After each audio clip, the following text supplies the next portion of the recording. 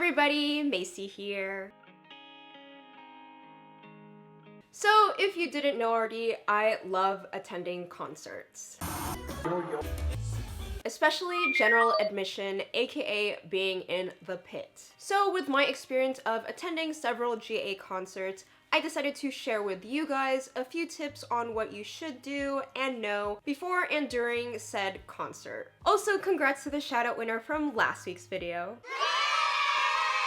Some of these can be pretty obvious and a little bit of common sense, such as bringing a portable charger or even taking a shower and wearing deodorant before going to the concert. And some of these may not be so obvious. First off, check out the venue ahead of time and do your research. Now, this may not be possible so much if you are traveling from out of town, but I do recommend doing this just so you're not lost and you know where to park or where the Lyft/Uber drop-off is located. And depending on where you're staying, how early you should leave just in case there's traffic. If you do wish to camp out, depending on the show and the venue, you may want to know whether you are able to camp out. This is just so your plans can go smoothly and there aren't any surprises. Incredibly obvious, but just follow the rules. So I'm going to apply this to the situation which occurred at the first Harry Styles concert that I went to. So what happened was that a few fans who were probably number like 10 on the wristband based on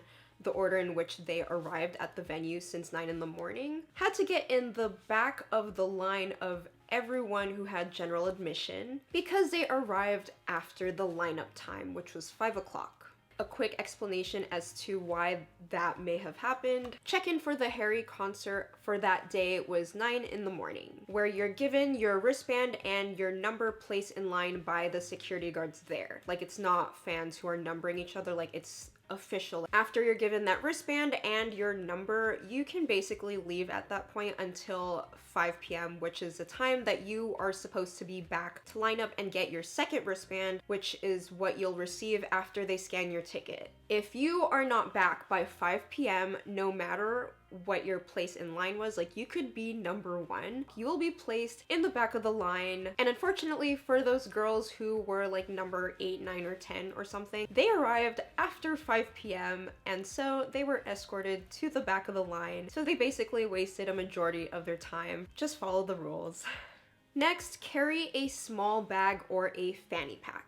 If you don't need a bag, that's actually better, but if you do have a few things that you want to carry with you, I recommend bringing these small bags. You will go through security so much more quickly if you have very small amount of items. You don't want to be that person who brings a lot of things in a big bag, arrive at a venue super early in the morning just to not have that barricade spot, only to have it lost because security has been checking through your huge bag, whereas like everyone else who has GA and very small bags or like no items at all with them just blow through security and it's just lost your spot. And since it does get pretty hot when you're in the pit, I do recommend bringing a hard piece of paper. It doesn't have to be anything fancy. It could easily be an old postcard or some newsletter that you received in the mail just so you can use it as a fan. Since people do tend to faint at these sort of events just because it's super hot and it's really hard for them to breathe, with this sort of fan, you can easily refresh yourself whenever you need it. Plus, you can just throw it away when you don't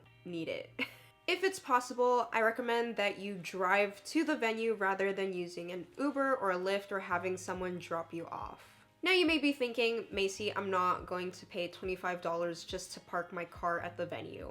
Which I understand, but if you think about it, what if you brought something that you forgot you're not allowed to bring? Whether it's an oversized bag or a camera with a detachable lens. By parking there, you have the ability to bring that item back to your car, and this is important because some venues do not have a coat check or a locker in which you can put that item in. And this was a case when I went to Wango Tango. What they wanted was for us to have our items in a clear bag or in an incredibly small bag, which was, it had to be like the size of our hand. And for some people who were not clear on that notion, had to put their stuff back in the car. Or if you used Uber or Lyft, then that's gonna be a problem. Additionally, even if they do have some sort of coat check or locker, it'll diminish your chances of being barricaded, because while you're checking in your stuff, the fans who don't need to get their stuff coat checked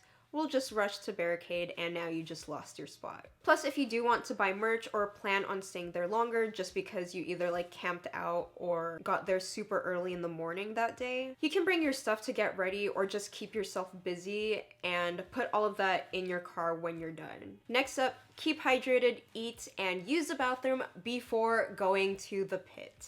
Don't be that person who has to buy food from the venue and goes back and forth through swarms of people, because it's just common courtesy and it's really annoying. Plus, it's just easier to hold your place in GA if you just do all of that beforehand. Some venues may not even allow you to bring your own food and water because that's just their way of trying to make money. Some people do sneak in water, I'm not really sure how, but it works for them. For me, in this sort of situation with a venue not allowing you to bring water, I would just try to hydrate throughout the day prior to the concert.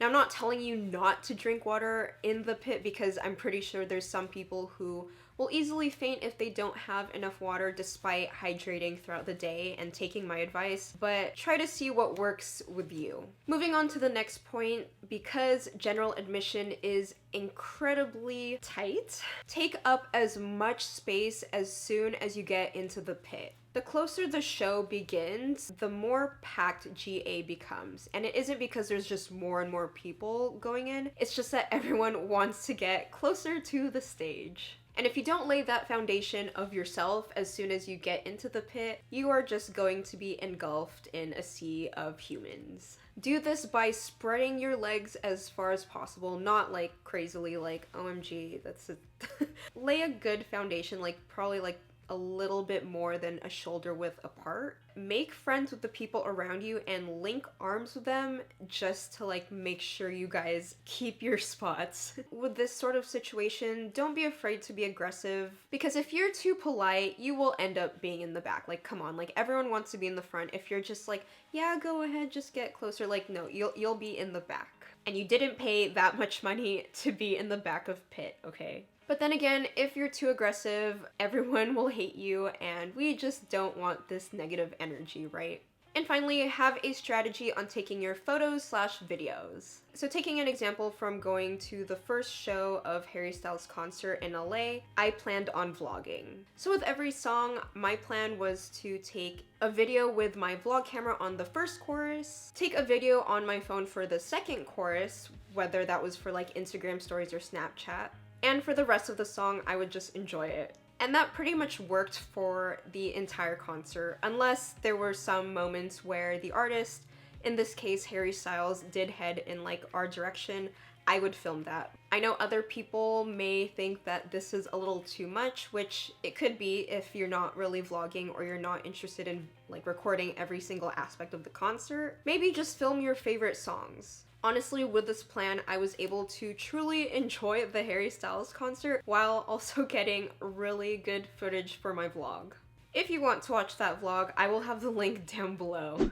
Thank you guys so much for watching. Hopefully you guys enjoyed it and you found it helpful for the next time that you attend a GA concert. Please give this video a big thumbs up and subscribe to my channel if you haven't already. You can do so by clicking on that subscribe button down below, as well as turn on my notifications by clicking on that cute little bell, just so you don't miss out on any of my future videos. Also, if you do want to get a shout out in next week's video, be sure to comment down below, let's say, the last concert you've attended, and I will be scrolling through the comments and choosing one of you guys to shout out. Hope to see you guys next time. Bye!